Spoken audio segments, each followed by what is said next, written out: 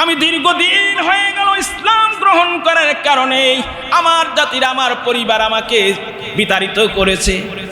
ইয়া রাসূলুল্লাহ, আমার বিবাহের প্রয়োজন, কিন্তু আমি আমার চেহারাও কালো, আমার দেহটাও বড়, আর গরিব মানুষের সাথে কোনো মেয়ে বিয়ে দেয় না।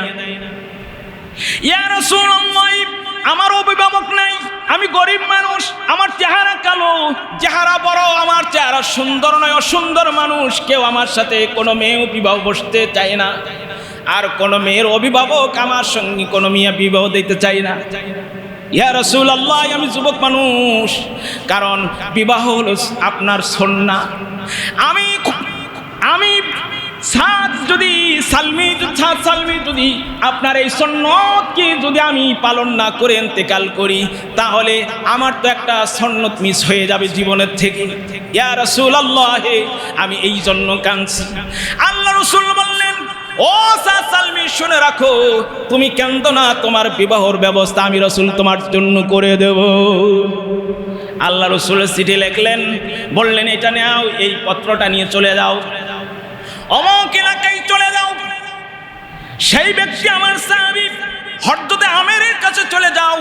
আমেরের একটা মাত্র কন্যা, আর ওই এলাকার সবচাইতে ধনী মানুষ, ওর মতন ধনী অর্ধ সম্পদ আলা ব্যক্তি কেউ নাই। তুমি হাতের এই চিঠিটা নিয়ে হযরতে আমরের কাছে চলে যাও।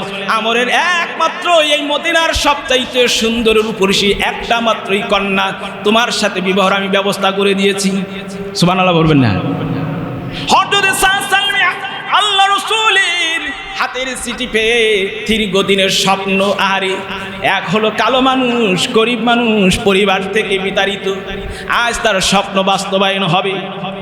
হাতের চিঠিটা পেয়ে আত্মহারা হয়ে গেলেন। হযরতে সালমি হাতের চিঠি নিয়ে দৌড়তে লাগলেন।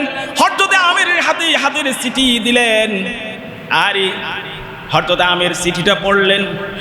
ওই হযরতে সালমির সঙ্গে কথোপকথন হলেন। এই কথার মধ্যে বোঝা গেল যে হযরতে আমের এই পাত্রকে পছন্দ করে না, কারণ এই পাত্রটা বড় কালো মানুষ, বড় দেহের অধিকারী, অসুন্দর মানুষ, গরিব মানুষ, পরিবার থেকে পরিত্যক্ত, ইসলাম গ্রহণ করার কারণে তার জাতিরা তার গ্রহণ করে না। হযরত সালমি বললেন, বাবা তুমি অপেক্ষা করো, আমি ঘরের মধ্যে যাই, আমার কন্যার আমি অনুমতি নিয়ে আসি, কারণ বিশ্ব নবী চিঠি দিয়েছেন, এই চিঠি অমান্য করার ক্ষমতা আমার নাই। সুবহানাল্লাহ বলবেন না? ঘরের মধ্যে ঢুকলেন, মেয়ে বসে আছেন। মেয়েকে বললেন, মা, এই কথা, বিশ্ব নবী তোমার জন্য একটা পাত্র পাঠাইছেন, কিন্তু পাত্রটা দেখতে এইরকম বর্ণনা করলেন। বিরাট দেহের অধিকারী, গরিব মানুষ, আফ্রিকার মানুষ, অসুন্দর মানুষ। মেয়ে কথাগুলো শুনে বাবার মুখ থেকে আল্লাহ রসুলের দেওয়া পাত্র, পছন্দর পাত্র কথা শুনে মেয়ে কাঁদতে লাগলেন। হযরতে আমের বললেন, মা তুমি কাঁদো না, তোমার কান্না আমার সহ্য হয় না, তুমি কাঁদো না, আমি মা বুঝতে পেরেছি এই পাত্র তুমি পছন্দ করো না, তুমি কান্না থামাও।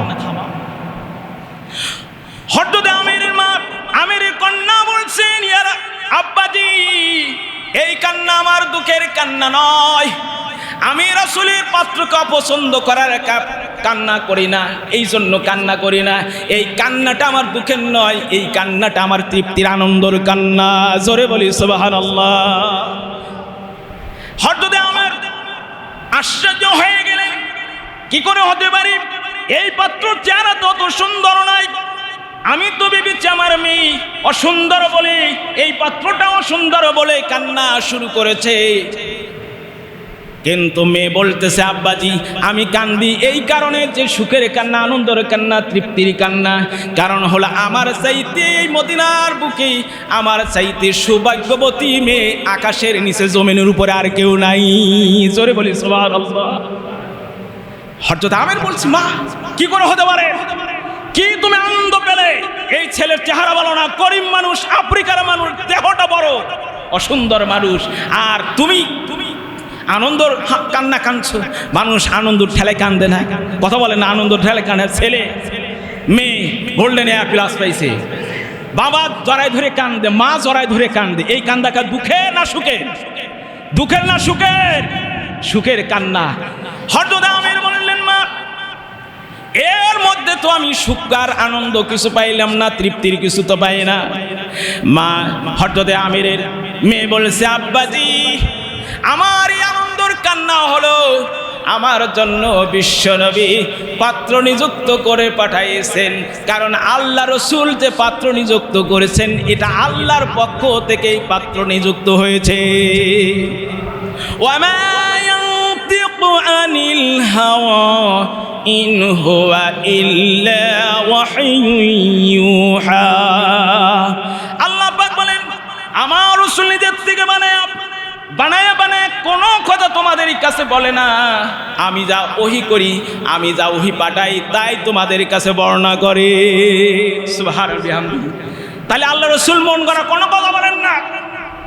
আমিরের মেয়ে বলতেছেন, আব্বাজি আজ যদি আপনার চিন্তা চেতনা যা দেখলাম, আরে আমি যদি আজকে এই পাত্রকে যদি আমি ফিরাইয়া দেই, অসুন্দর বলে, গরিব বলে, আফ্রিকার মানুষ, বড় দেহের অধিকারী, কালো মানুষ, কালো দেহের অধিকারী, আমি যদি আজকে এই পাত্রকে ফিরাইয়া দেই, আল্লাহ এবং তার রাসূলের পছন্দ পাত্র যদি ফিরাইয়া দেই, বাবা বলো আমার জীবনে আর কোনোদিন আল্লাহ এবং তার রাসূলের পছন্দর পাত্র আমার নসিব হবে নি? বলো বাবা, আমার হবে এই পাত্র কোনোদিন? আরে মেয়ে খুশি হয়ে গেলে, মেয়ে খুশি, বাবা খুশি, সন্তান খুশি, বাপ মা খুশি। হযরত আমির ঘর থেকে মুস্কি মুস্কি হেসে বের হলেন আর বললেন, বাবারে তোর কপাল কত ভালো, আমার মেয়ে রাজি। যেখানে আল্লাহ এবং তার রাসূল রাজি সেইখানে আমার মেয়ে রাজি। হযরত আমির বললেন, মা আজকে আল্লাহ এবং তার প্রেমের ভালোবাসার কাছে তোমার কাছে আমি পিতা হয়ে হেরে গেলাম। সুবহানাল্লাহ বিহামদিহি। কিতাব লিখেছেন হযরত আমির কিছু অর্থ দিলেন, দিরহাম দিলেন। দিরহাম দিয়ে বলছে, বাবা চলে যাও বাজারে, বিবাহ করতে লাগলে তো শাড়ি কাপড় ব্লাউজ এগুলো তো লাগবে, কিছু গয়নাকাটি তো কিছু লাগবে, যাও বাজারে চলে যাও। আর এক বর্ণায় এসেছেন আমির ওইখান থেকে ফিরে আল্লাহ রসুলের কাছে গেলে, ইয়া রাসূলুল্লাহ আমির এবং তার কন্যা তার পরিবার সবাই রাজি। ইয়া রাসূলুল্লাহ আমি গরিব মানুষ, আমি কেমনে এই বিবাহর কিছু সরঞ্জাম কেনার দরকার, কিন্তু পণ্য কেনার দরকার, আমি কেমনে কেনবো, আমি গরিব মানুষ, আপনার কাছে কিছু হাদিয়া তওবা আসে, আমি সেগুলো খাই আর আমি মানুষের, আর এরপরে আপনার সাথে থাকি, আমার তো কোনো পরিবার নাই, আমার অর্থ নাই, বিত্ত নাই। আল্লাহ রসুল সাহাবীদেরকে ডেকে ওইখান থেকে 60 দিরহাম, মতান্তরে 120 দিরহাম তাকে স্বর্ণ মুদ্রা দেওয়া হলো।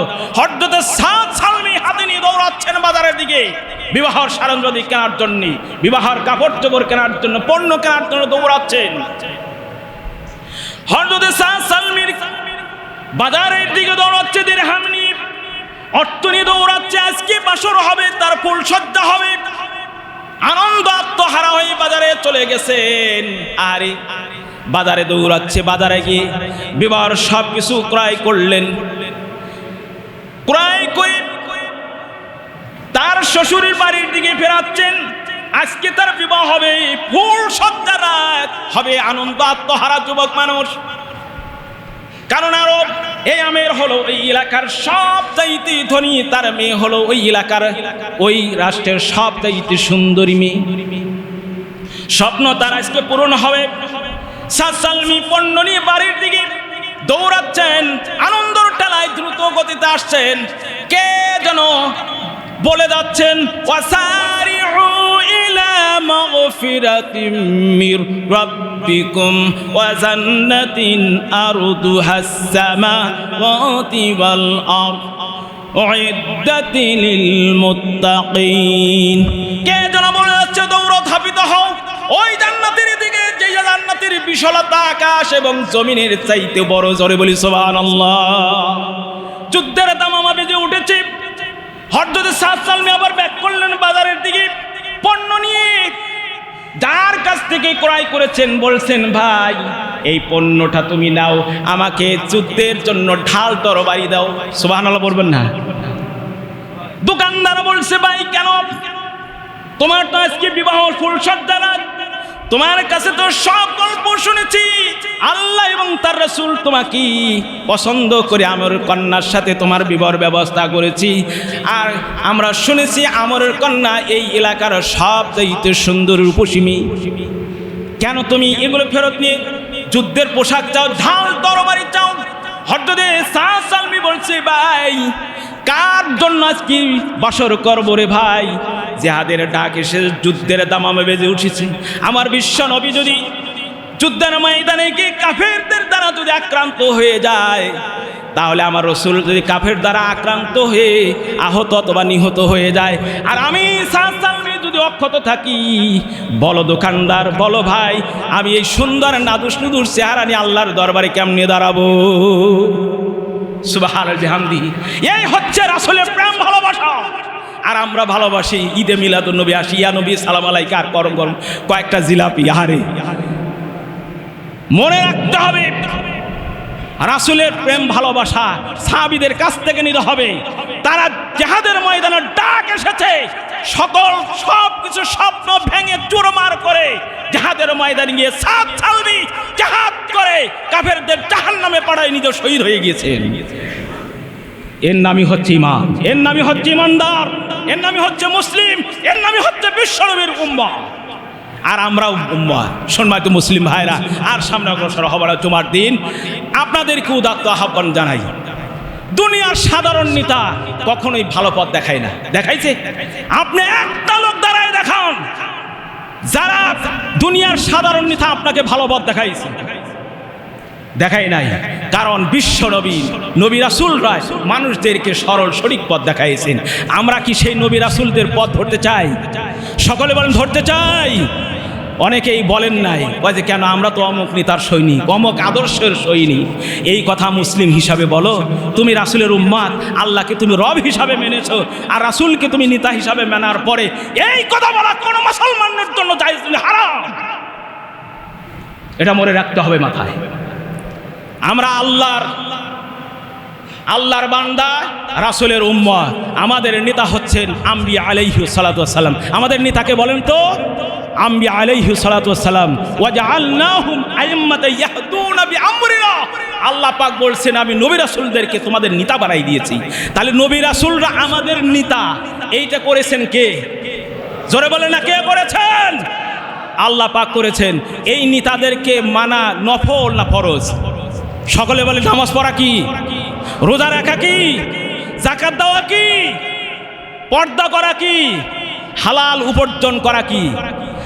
আর নবীদেরকে নেতা মানা কি? আর নবীদেরকে নেতা না মানা কি বলেন তো? কুফরি। নেতা না মানা কি? কুফরি। আপনি মুসলিম যদিও হন, নামাজও পড়েন, যাকাত দেন, হজ করেন, সব কিছু করেছেন, নবীদেরকে নেতা হিসাবে মানেন নাই, আল্লাহ রাসূল কিয়ামতের দিন সুপারিশও করবেন না।